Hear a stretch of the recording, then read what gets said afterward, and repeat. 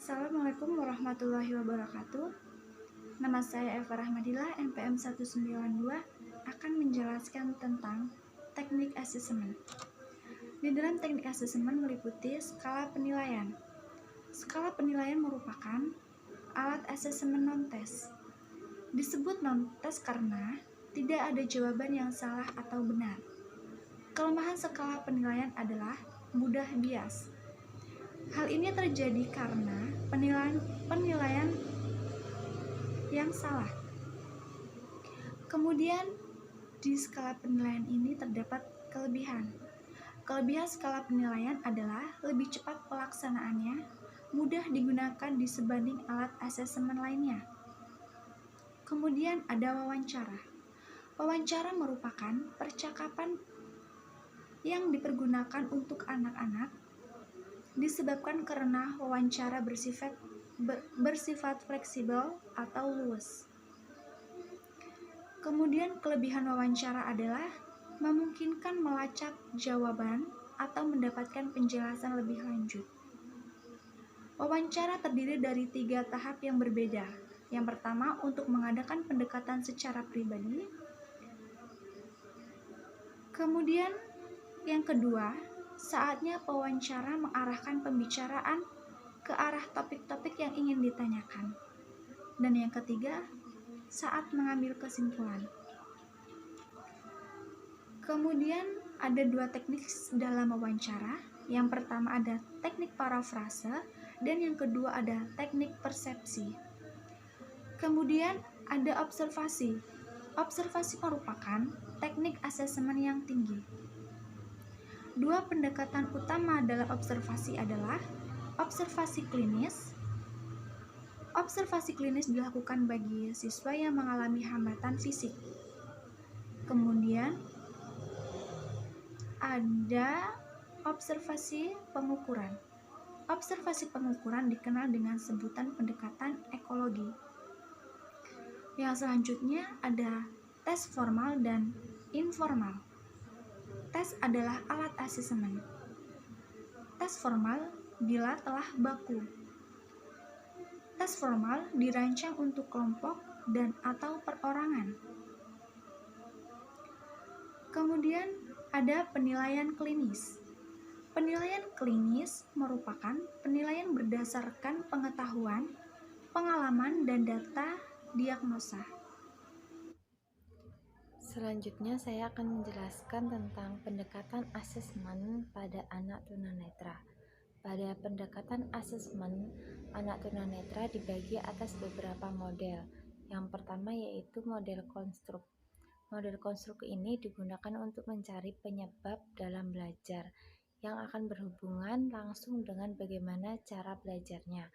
Yang kedua yaitu model fungsional. Model fungsional ini digunakan untuk mengetahui tingkat kemampuan anak atau tingkat kemampuan seseorang tersebut. Yang ketiga yaitu model ekologi. Model ekologi ini digunakan untuk membantu anak dalam mengadakan sosialisasi dengan seseorang. Yang keempat yaitu model membuat keputusan. Model ini adalah untuk mencari informasi asesmen sebanyak mungkin sehingga dapat membuat sesuatu keputusan. Kemudian dari keputusan akan diadakan evaluasi untuk menentukan pemecahan masalah. Bentuk asesmen bagi tunanetra. Asesmen anak tunanetra total meliputi identifikasi data anak seperti nama, tempat tanggal lahir, jenis kelamin, pendidikan atau kelas, alamat, penyebab kebutaan, sejak kapan mengalami kebutaan. Yang kedua, kemampuan yang dimiliki anak. Kemampuan keterampilan dasar, bagaimana reaksi anak. Yang pertama, anak dapat mandiri dalam mengerjakan sesuatu tanpa perintah. Yang kedua, hanya melalui instruksi yang diucapkan guru, anak baru dapat melakukan perintah. Tanpa instruksi, anak tidak melakukan apapun. Dengan gerakan tangan, anak baru mengerti perintah. Contohnya membuka keran. Guru memberikan contoh dengan gerakan jari-jari tangan dalam membuka keran. Anak menirukan cara-cara membuka keran setelah guru lebih dahulu melakukannya. Yang Selanjutnya, secara fisik, guru membantu anak dalam memutar keran, yaitu dengan cara menuntun tangan anak. Yang kedua, kemampuan dalam bidang akademik. Kemampuan dalam bidang akademik yang meliputi berbahasa, membaca, menulis, berhitung, sehingga guru dapat menentukan program pengajaran yang harus diterima anak. Selanjutnya, kemampuan dalam bekerja dan berkarya. Kemampuan bekerja dan berkarya di sini anak dilihat tingkat kemampuan bekerja dan potensi yang dimilikinya, sehingga program yang dibuat sesuai dengan kemampuan dan potensi yang dimiliki anak. Yang selanjutnya, kemampuan mengadakan sosialisasi. Bagaimana kemampuan dalam mengadakan sosialisasi dengan lingkungannya? Selanjutnya, kebutuhan. Hendaknya mengadakan identifikasi kebutuhan anak secara menyeluruh. Setelah itu dapat dipisahkan mana kebutuhan primer atau yang mendesak dan mana kebutuhan sekunder. Dalam arti kebutuhan tersebut masih dapat ditunda dan tidak mengakibatkan kefatalan. Pemilihan kebutuhan primer dan sekunder dapat diasumsikan 2 atau 3 tahun mendatang bila kebutuhan itu belum dilatih apa yang akan terjadi pada diri anak tersebut.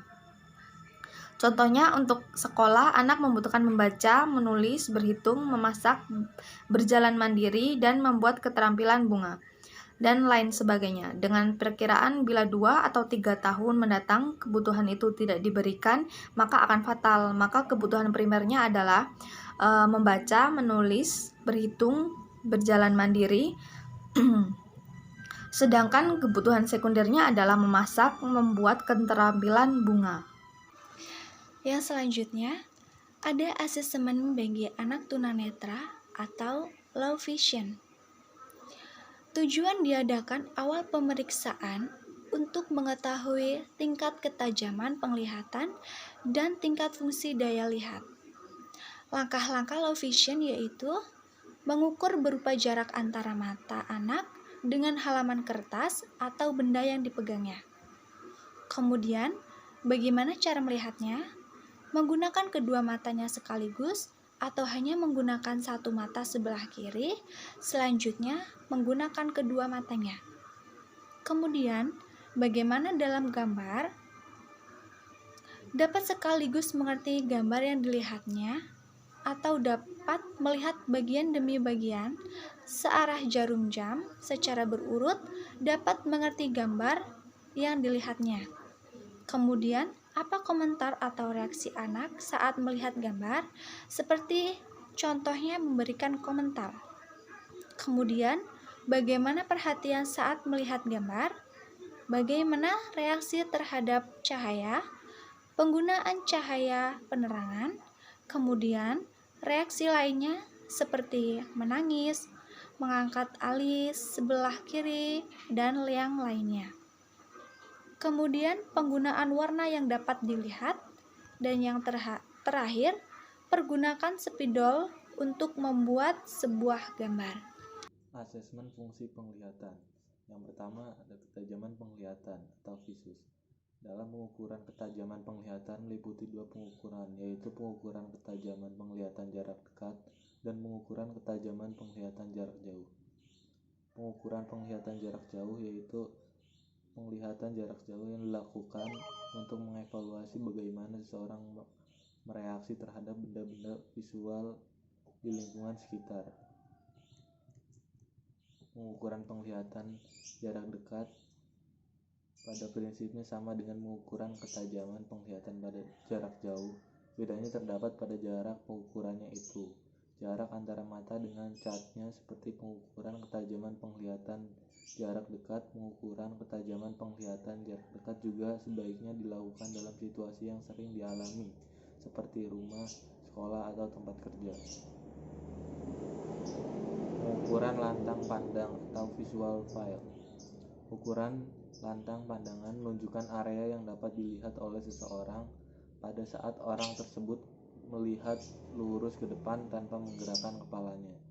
Luas lantang pandang seseorang dapat digambarkan dengan suatu diagram sehingga dapat dibandingkan dengan lantang pandangan orang normal. Salah satu cara untuk mengukur lantang pandangan adalah dengan cara yang disebut konfrontasi field test, yaitu seorang yang dites duduk berhadapan muka dengan tester pada jarak kira-kira 1,5 meter dan diminta untuk mengarahkan fokus pandangannya pada hidung tester. Pengetesan dilakukan pada kedua mata secara bergantian. Pada saat mata kanan dites, mata sebelah kiri ditutup dan sebaliknya. Selanjutnya, pengukuran penglihatan warna. Buta warna yang paling sering terjadi adalah terhadap warna merah dan atau hijau dan biasanya menurun pada anak laki-laki. Meskipun demikian, buta warna juga terjadi terhadap warna biru dan atau kuning. Ada beberapa tes yang dapat digunakan untuk melakukan tes buta warna. Akan tetapi, tes yang paling dikenal oleh guru adalah tes warna Ishihara. Tes ini berupa kartu yang berisi beracak-acak warna yang membentuk huruf atau angka tertentu yang dilatar belakangi oleh warna-warna lain sebagai pengecoh. Tester diminta untuk melihat kartu tersebut dan mengatakan apakah melihat angka atau tidak pada kartu tersebut. Jika tester mengalami buta warna, maka dia tidak melihat angka atau huruf pada kartu tersebut. Kesimpulan yang dapat diambil dari makalah ini, yang pertama, tujuan asesmen bagi anak tunanetra yaitu untuk mengumpulkan data secara menyeluruh tentang tunanetra, mengetahui hal-hal yang telah dapat dilakukan siswa, kapan dan di mana kita akan mulai latihan. Teknik dalam melakukan asesmen bisa menggunakan skala penilaian, wawancara, observasi, tes formal, informal, dan penilaian klinis. Yang kedua, adapun pendekatan dalam asesmen anak tunanetra dapat dilakukan menggunakan model konstruk atau konsep, model fungsional, ekologi, atau model pembuat keputusan. Yang ketiga, untuk melakukan asesmen bagi tunanetra akan lebih baik bila kita membedakan asesmen bagi anak tunanetra total dan asesmen bagi anak tunanetra kurang lihat atau low vision. Yang keempat, asesmen fungsi penglihatan meliputi proses asesmen, ketajaman penglihatan, pengukuran penglihatan jauh, pengukuran penglihatan dekat, pengukuran lapang pandangan, dan pengukuran penglihatan warna. Sekian, terima kasih.